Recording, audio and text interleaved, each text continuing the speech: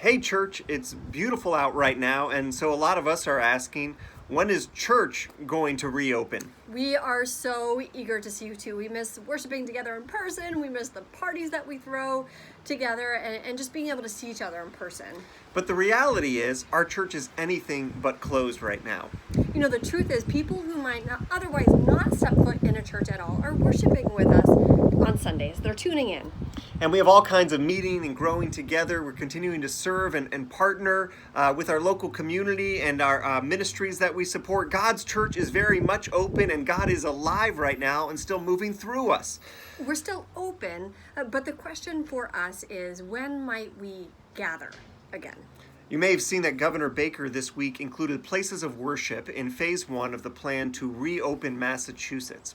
But this designation has actually created significant confusion for churches, especially considering that lower risk outdoor facilities aren't being opened until phase 2. And art and entertainment, which more closely approximates a church serving from a health perspective, aren't opening until phase 3.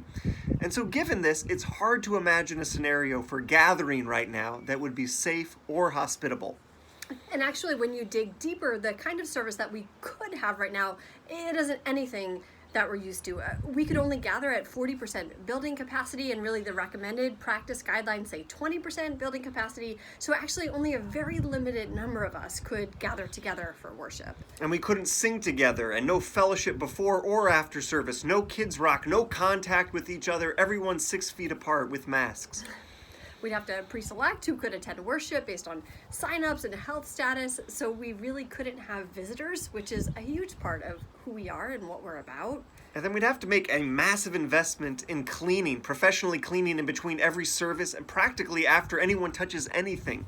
And actually, if just one attendee tested positive for COVID-19 after attending, of course, the entire church could likely need to be quarantined for 2 weeks. And so given these realities, together as the High Rock network of churches, we're not going to gather for large group Sunday worship, at least for several more months. You know, as hard as it is, we recognize that what's permissible isn't necessarily what's beneficial, both for the safety of our own people, but also for our community at large.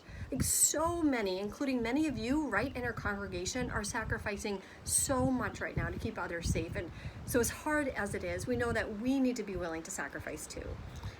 But it's not all bad news. It's hard news, but not all bad news. For one, we'll keep worshiping together from our homes, online, and we'll keep inviting more and more who might otherwise never step foot in a church to worship with us.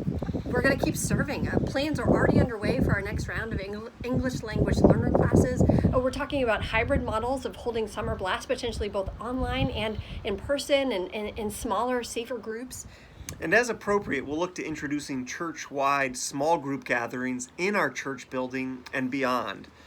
It is absolutely beautiful out, and we have this big property around our new church building. So we're asking, how could we maybe start using that outdoor space to start connecting in person sooner with each other than we would otherwise be able to? In the meantime, let's keep praying together for wisdom and discernment in all these matters, because our hunch is that God wants to do a great deal through our church in this time.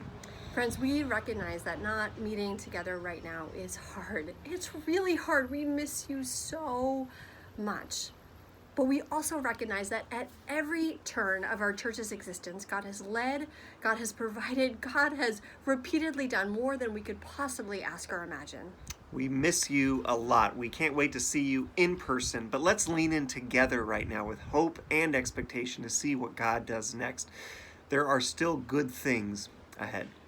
Indeed.